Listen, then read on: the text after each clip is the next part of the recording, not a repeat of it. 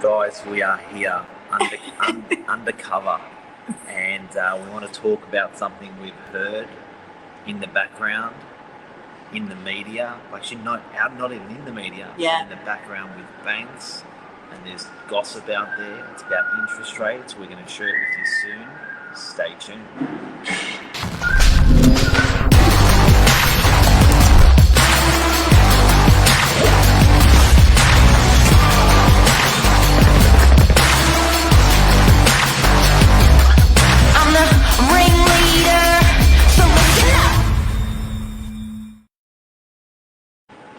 I sort of feel like we're hiding underground. If only you could see where we are. We're in a stairwell. We're actually filming from a stairwell. We came out to do a walk this morning, and we just kept walking and walking and walking, and we're standing in a stairwell. So if you see people walk past, and no doubt you will, and they're going to look over here very confused, that's why we have the most unusual setup. Yep. But you've got to do what you've got to do. That's why I've got frizzy hair, no makeup. We're not going to tell you where Nothing we are. Glamorous this but morning. We want you to guess. Okay? We want you to guess. We're not going to tell you, but you've got to guess. Somewhere incredible. That's a lift. That's a lift. That's a lift. Well, okay. Anyway, back to our Friday. Okay, Frenzy. so look, you would think that with the new interest rate increase for this month, that the market would actually have died and fallen over, wouldn't you, Mark? You know what it was? It was about the shock. The shock and awe. The initial shock was more effective in slowing the market down rather than the actual rates being paid. Because when you look at the last 20 years of rates, here comes some people. When you look at the last 20 years they're of going rates, to look over, they'll be very confused.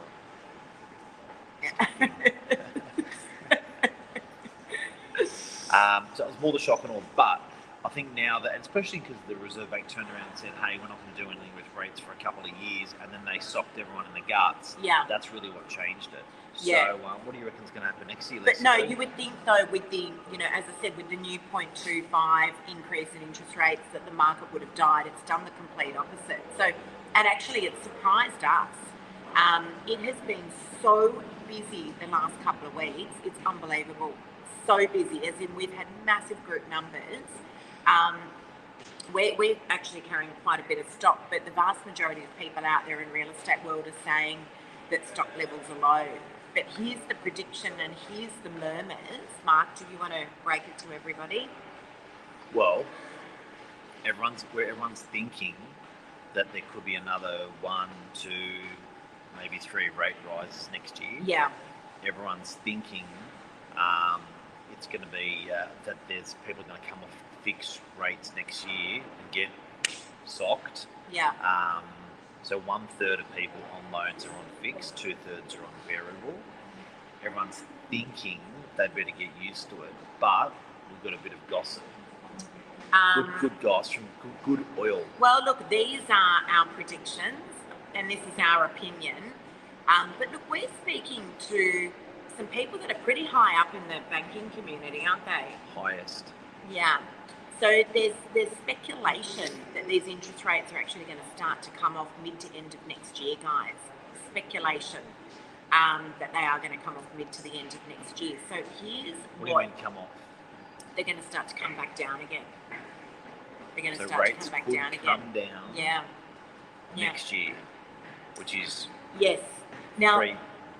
here's what would happen to the property market if that was the case, Mark? How much longer do you reckon these... First of all, let me ask you a question. Yeah. Do you think we're at the bottom of the market now? Property prices? Yep. Agree.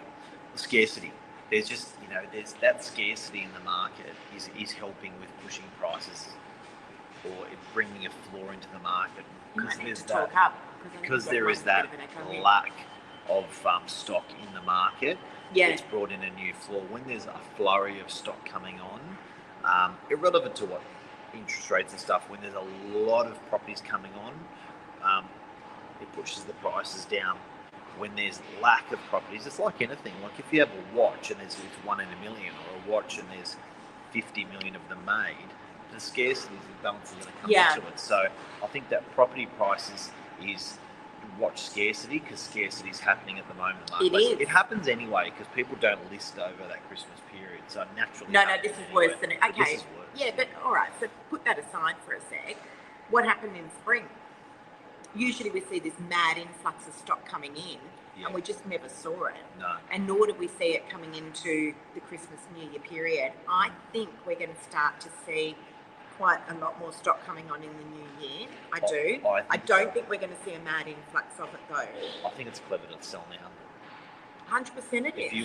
If you're thinking of selling in February, there's no chance I'd be waiting. I'd whack it on now. So I'm not just saying that. I really heart of hearts mean let me tell you the conversations that I've been having with my team the last couple of weeks, because we've had a massive 2 weeks of sales, which is really unusual for this time of year, and it's really unusual in this market. But again, low levels of stock. You've sold more this month than any other month in the year. I've seen more buyers this month than I've seen any other month in the year this year. Fact. More sales have taken place over the last 4 weeks. Fact. And whenever I'm talking to my team and I'm saying, God, that kind of... So the conversations that I was having before this month was, that sold exactly where I thought it was going to sell. It's about market value for that property. The conversations in the last 4 weeks with my team has been, wow, I can't believe that property went for that much money. As in, it got a lot more than we thought.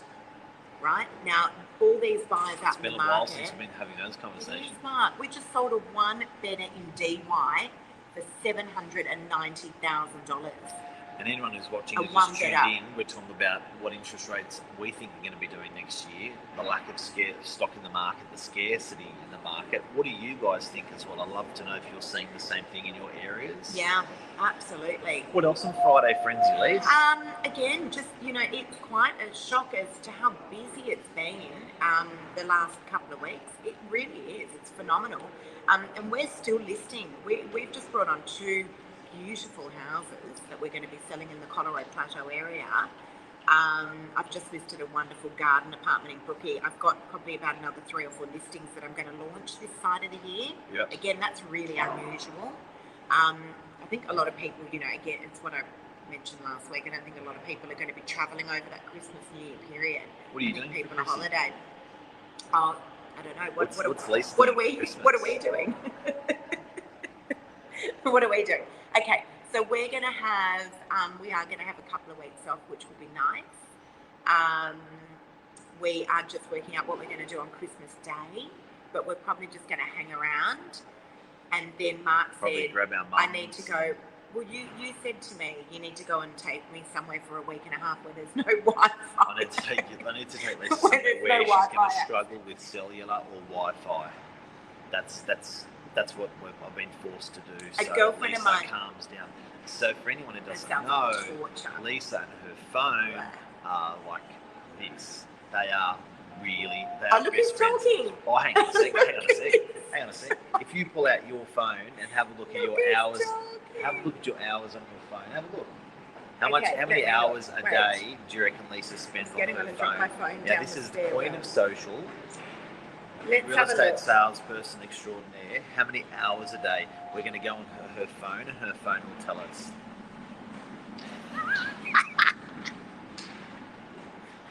That's right. Can you guys see that? That's right, people. And if you consider that you have your eyes open, if you have your eyes open, say you sleep 6 to 8 hours, so now you're left with 3 hours. There's only 3 hours a day that Lisa. So my screen time average is about 11 hours. So she has 3 hours a day, eyes open. Yeah, it's disgusting. Where she has something. But don't put me somewhere. Don't put me somewhere where there's no Wi-Fi. I have to be married. That's my definition of torture. So in some marriages for men that would be great. They would love that because their wife's leaving them alone and on the phone. And some marriages, husbands would be like, "You're on the phone too much. Get off your phone." Bring your phone. You've got your phone there. What a shame. Mark would be about the same, FYI, guys.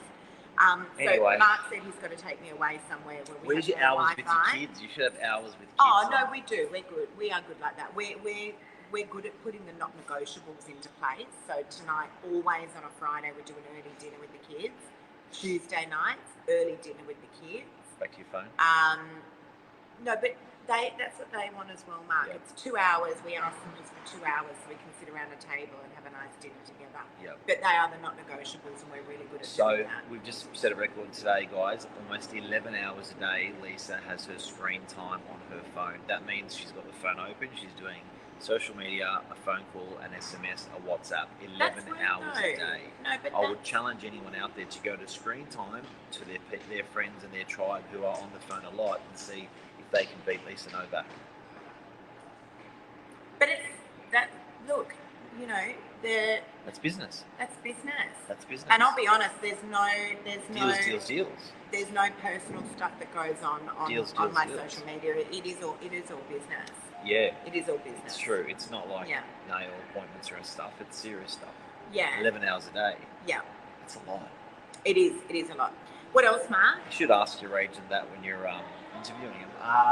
Yeah, What- excuse me, can I have a look at the screen what was the time? screen time? But can I just say, yesterday a call came into the office for a beautiful property, absolutely beautiful property on the Northern Beaches. Anyway, Michael, my colleague, and myself, we went there straight away to appraise this property. Anyway, when we walked in, the guy literally knew every single thing about us. It was quite phenomenal, actually. Not only had he attended the Manly auction, and he's not in Manly, he's actually about 15 minutes away from there. But he had then gotten we do these direct mail outs called Bings, B-I-N-G-S. He had received that as well, but also tuned into our morning minutes. Good morning if you're watching this morning. Morning. But, you know, it's just testament to the fact that you should be all things to all people. It does work, guys. We do a huge amount of social media, there's no doubt about it. But we do You don't so wanna be many like other things. You don't want to be like a puppet, though. You sort of still want to be you. Oh, there's no doubt, yeah. You want to accommodate all customers, but I do like But how playing to your strengths, though. Yeah, but my point is, Mark, is that, you know, the stuff that we do, the 11 hours of screen time, as crazy as it is, on my phone, you know, I wouldn't do it if it didn't work. It does work. You love it. I really do. I really, really do. Yeah. But we also do lots of other stuff as well. As I said, we do the direct mail outs called Bings, B-I-N-G-S, for Australia Post. They're not cheap, but they're extremely effective. We do signboard wraps. I've just had a couple of them installed, actually. Let me show you. So, I might have deleted them. But we do signboard wraps for pretty much all of our signboards, where we talk to people about the sale and what a property's sold for. This is stuff that people want to know. Yeah. They love the story. People love the story. They definitely do love the story. Anything else for Friday Frenzy? There is. Not closing down for the Christmas New Year period, guys. We are staying open the whole way through. We'll be closing for those public holidays, but we will be open the whole way through. That's important. And I think if you've got, you know what's interesting, people have got 90-day approvals on their finance. There's a frenzy. I'm telling you. They had the 90-day approval approved 45 days ago. Yeah. 45 days ago, the rates went up 0.25, and then they went up again 0.25. Yeah. And that's 0.5%. And they're thinking, you know what? If I go for a fresh loan approval, I'm not going to get this loan. So people are going to want to spend within their 90-day approval on their finance, because they're not going to get the same level of funding as before. I can hear church bells. I can hear church. We're going to go to church. You should see where we're standing. We're at church. You guys have got to guess where we are. We'll give you a hint. We're in the CBD somewhere. We're in an amazing building. You got to guess where we are. Now you've given it. But just on that, Mark, we've got a property that we've had, a really nice house that needs a bit of work, that we've had on the market now for, I'm going to say, about 4 to 5 weeks. Days on market is all over the place at the moment, although in the last 4 weeks I have noticed that days on market has come down significantly for the vast majority of stock that we've got.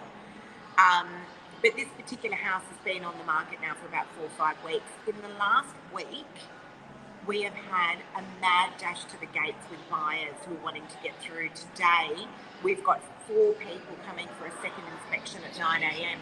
It's just, I don't know what's happened, but it has gone bananas. And I think a lot of it's to do with people needing to quickly use up their finance before it expires. Anything else on Friday Friends you want to talk about before we go? Just how amazing you are, really, Mark. Let's talk about that.